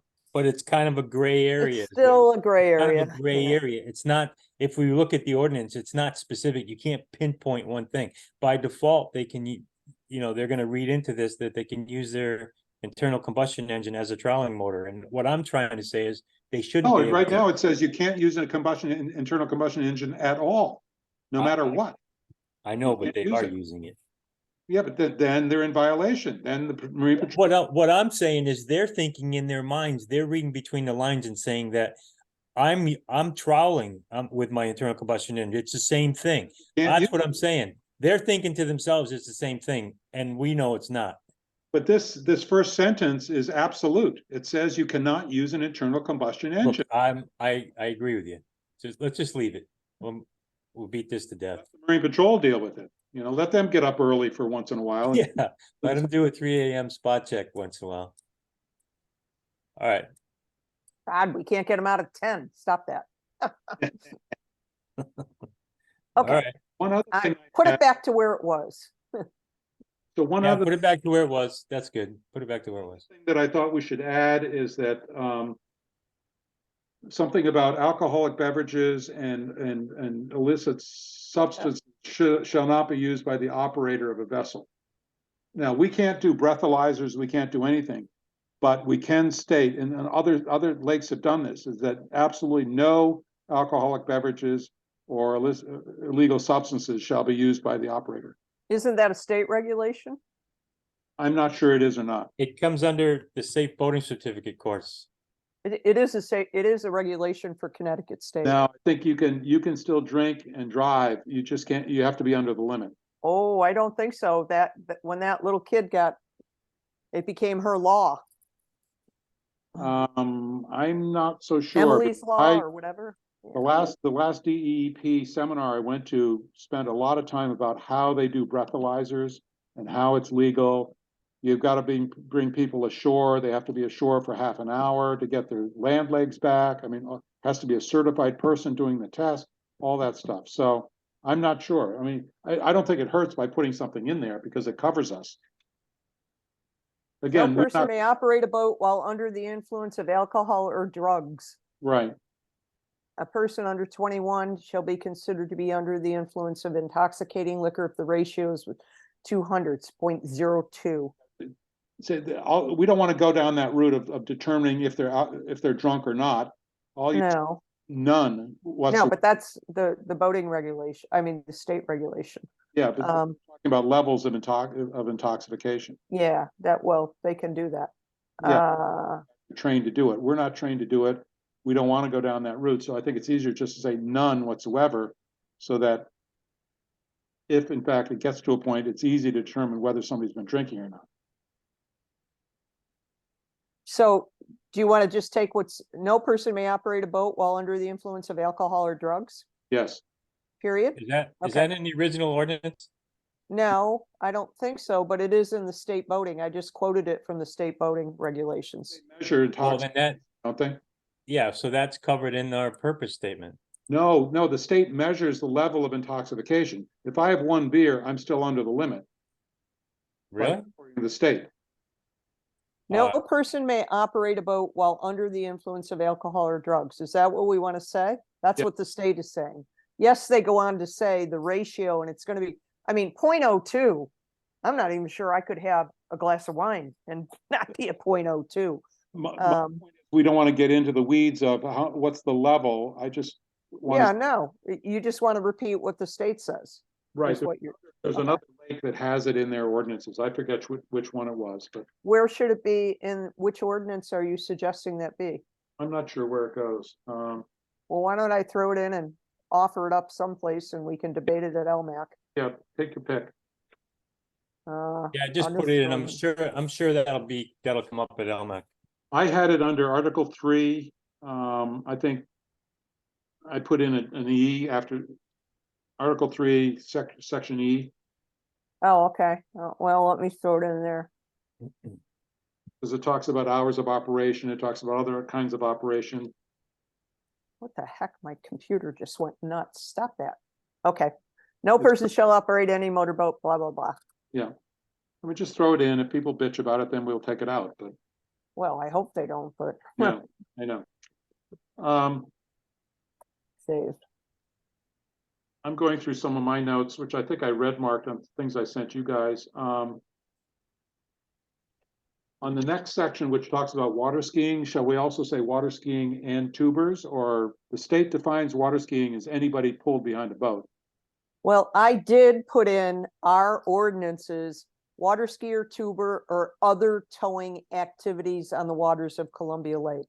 I think Yeah, that's it could be. because there's been pushback from people that are tubing saying, oh, it's not water skiing, it's tubing. You know, Yeah, well, we had it this weekend. There are 3 kids on a tube Yeah. and, The problem is that the state lets people sell tubes that hold 3 or 4 or 5 people, you know? well, I have one that holds 3, but then I have adults who only 2 can fit on it. So Right. that's why But we there's have, those hot dogs that they have that you can put 5 people on. Well, that's something we ought to talk about. Should we allow 3 people on a tube? No, Well, we ought to have a discussion on it because yeah, the big tubes are made for 3 people, and typically what happens is you'll have a younger child with 2 adults, so I think yeah. it's something we ought to consider and talk more about. Well, and frankly, not knowing, I violated the law when all my high school kids come every Memorial Day, and we used to throw 3 on a tube and never had an issue until I was stopped. I never knew it. You know, my sense is up to 3 on a tube is okay, as long as there are 3 spots in the boat in case we have to get them back in the boat. and how many spotters do you have? Well, if you're allowed think the con- 8, one of 8 the- peop- 8 yeah, one of people the- on a boat, you have 1 spotter. Yeah, one of the concepts is 1 spotter can keep an eye on 2 people. Can 1 spotter keep an eye on 3 people? Oh, of course, yes. Well, I think I can tell you when a kid falls off a tube, whether it's I 2 would or be, 3. I would like to entertain moving it to 3, but I think it should be a fuller LMAC discussion. Oh, absolutely, absolutely. That's my opinion. I would concur, and So I'll then do find, you- So then do you do 3 water skiers? No, no, no, I think you say 2 water What's- skiers and what's no the more than difference? 3 tubers. because play you got devil's 2 advocate. ropes, What's you the got, difference? you got 2 ropes versus 1. You know, you got 3 ropes and it's. No, you could, no. If you say 3 tubers, I can put 3 tubes behind my boat. 3 tubers on 1 tube. Or Well, 2 yeah, tubes, or I 2 think we need to tubes. be, I think it needs to be specific, 3 tubers on one tube, that's Well, wait a minute, I capable. can do 2 tubers on 2 tubes, right? No, 3 Um, tubers on only 1 tube. Well, no, but I can do 2 tubers on 1 tube per person. I can pull 2 tubes. Yeah, I think there's a Huh? lot of Yeah, you can, opportunity here. We wanted, I agree with you, so I think we ought to spend a little more time on this section. And maybe get additional input on it, Yeah, because, we should. because you're right, It's I how didn't you think about write it. No, you're right, Bob, because you could have 4 people on 2 tubes, right? No, I'm still saying 3 people, but you could have 2 tubes. You could have 2 and You could 1. have 2 tubes, right, right. My Well, what, kids always do battle tubes, 1 guy on each tube, and they try to knock. no, I each- hear you. So what prevents me from having 2 3-seater tubes with 6 people on the back? You gotta be. Well, how about, Gotta or be only, specific, right? Gotta be or specific. only 1 tube with a maximum of 3 people on the tube. I agree with that. No, I think 2 tubes is fine. Maximum, I but 2 tubes. I would look, never put two- 2 tubes together. But And I 2 will- tubes, Call but it- 2 tubes, call you're it- saying, Bob, 2 tubes with a single person? Yeah, oh, yeah. No way. We It do happens all the time. They do it Well, all the time. let me tell you the safety issue of that, because I've seen it. You want a concussion when 2 tubes collide? It's one thing when a kid falls off a tube. It's another thing when 2 tubes collide. And I've seen it, and I've seen the accident in the ocean. It wasn't pretty. I would never suggest. 2 Mary, tubes. it's the same as 2 water skiers. It is not. They could I'm run into sorry. each other. I just, Well, I I would have think, a I real think the difference safety is the issue with 2, that. I think the difference is the 2 tubers try to crash into each other and the 2 water skiers don't. Exactly. I think And that's why the accident happened. But we I can tell you discuss, what, we- let's, I don't- let LMAC discuss it. I think LMAX should discuss it because I Yep. think there's a lot of I 2 agree. tubes. There's a lot of boats with 2 tubes behind it today. So. Wow, I've never seen 2 tubes. You haven't? I've seen 3 people on 1. Yeah, Oh, I no, haven't- there's a lot of 2 tubes, man. wow. A lot of different boats too. Well, let's bring it to LMAC. We'll throw it in as only one tube with max of 3 for further discussion. For further discussion. Did you want to, I put some things in like, drones that follow your boat, are they allowed? Should we have language Drones? in there for drones? Oh, No, we need to, drones are prohibited over any state-owned property. So if you say that water is owned by the state, they're prohibited. But I've Yeah. seen some drones following boats. They got a It's self. still over the water. You can't do it. No, I Now, know. but Do we we need, we need don't to- have any drones in our regulations, do we? no, we No. need to put drones in our regulation. We absolutely do.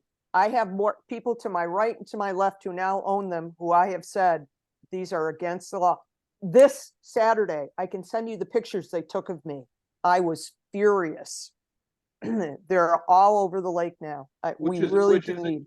Mary, that's against the law for them to take pictures of you without your consent. I know it is, and I told them that.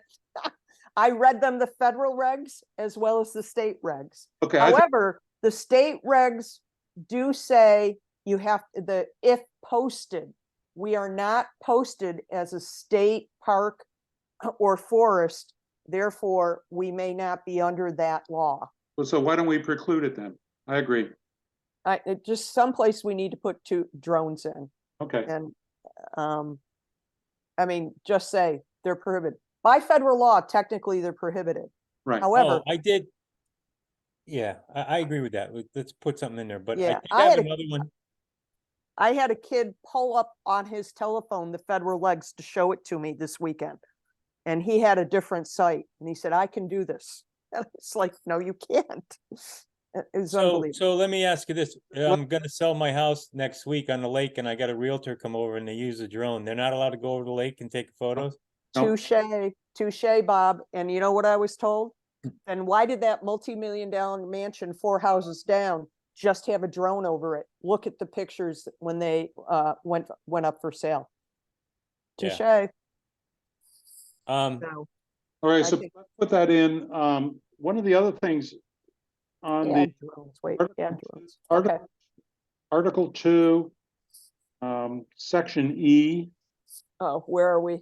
Article 2, which is motorboats on the lake, it talks about recreational watercraft. I think we should also have something about commercial watercraft are prohibited. Wait, where's this? Article 2, Section E, which is Oh, wait, prohibiting certain uses of Columbia Lake. wait, limiting motorboat. I gotta get to that one. Okay, section, Article I'm at 2, section. Section E, Article 2. I'm at section 3. Hold on.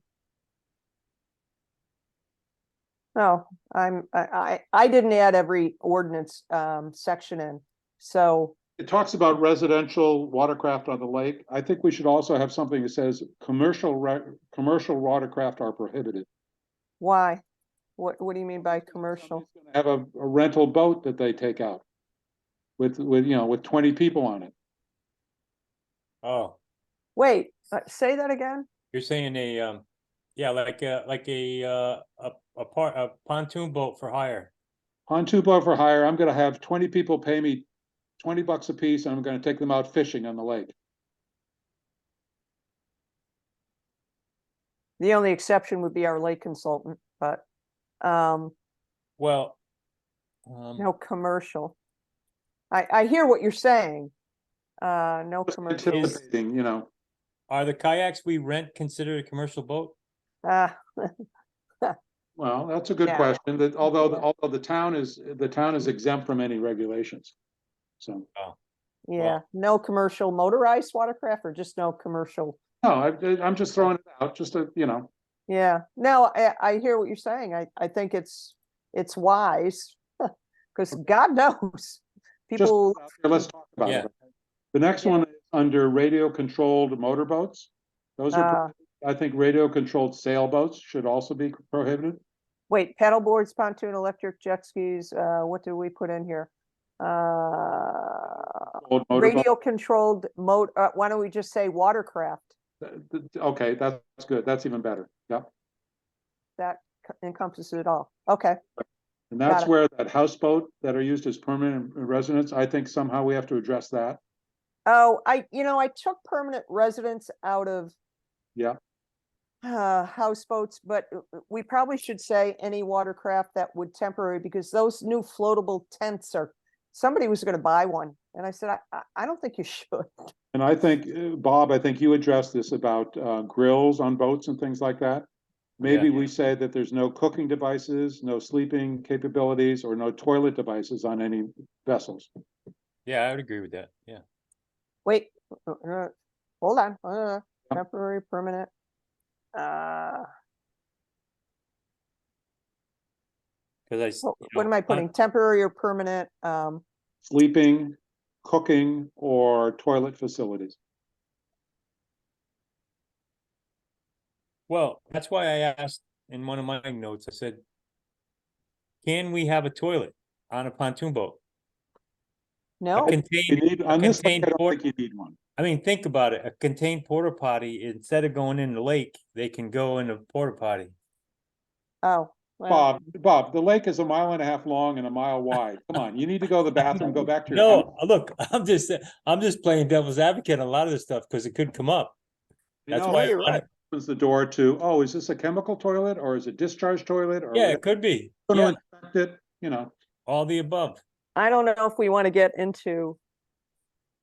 Ugh. So then what we're saying is our Marine Patrol has no ordinances or guidance to follow with regard to toilets on boats.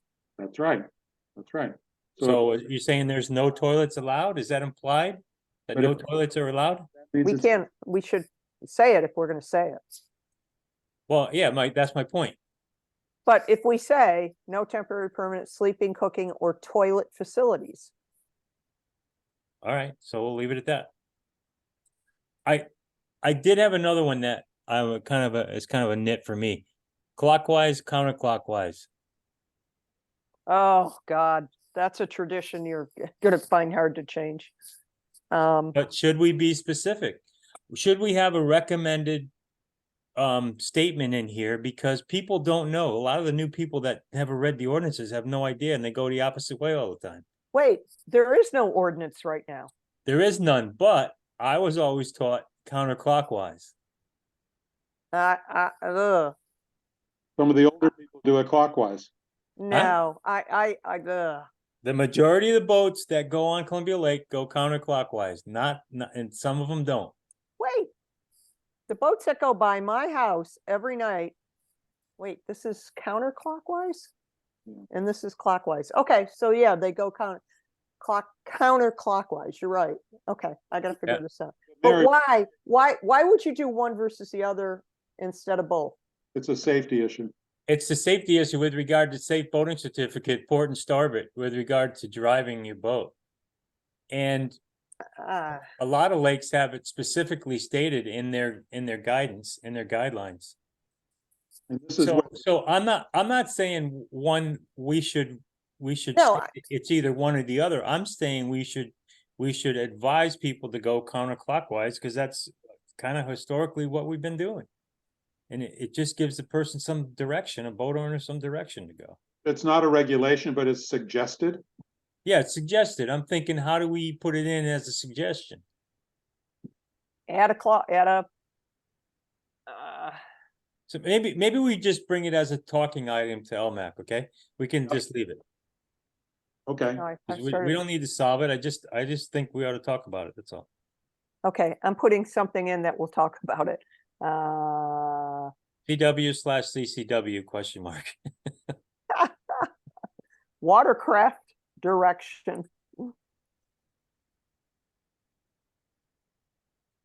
Counterclockwise, clockwise. I'm gonna break off at 9 o'clock too, so. Yeah, I need to, I've got some other things going on.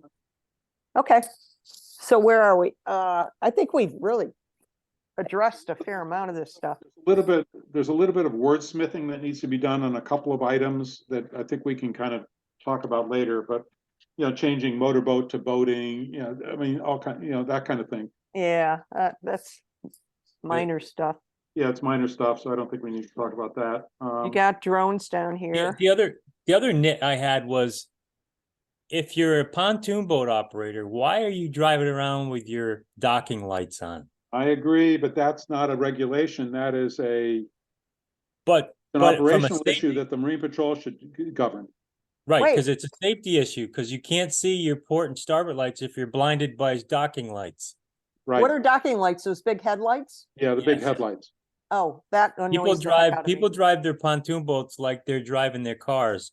And Yes. the whole purpose of navigation lights is to determine which way they're going and whether they're coming to your port or starboard side. Well, and also you want to get your night vision going and not be blinded by the headlights. Totally agree. Which I agree. am every time they come around.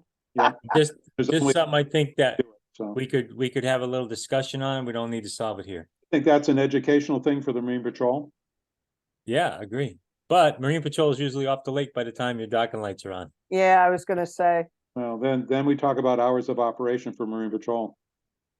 Well, there, Yes, there, yes. there is an element of LMAC who wants to suggest a volunteer Marine Patrol after hours. No, not gonna work. Well, you can say no, no, no. There are people who want to discuss it. No, I think Yeah, it's we open could- for discussion, but my who- feeling is there's a Who are liability. well-trained, Whose boat who are are- they gonna use? I mean, there's all kinds of issues. well, who would be trained as any other Marine Patrol person, go through all the training. They just don't want to take the money. But when things happen after 10 PM, they want to have the ability to tell people to get off the lake. That happened this Well, weekend. I got. I text had, from somebody. I had something in my notes that says residents reporting criteria, if they see a violation, can we have a Marine Patrol hotline or somewhere to record it? We could send it to a voicemail.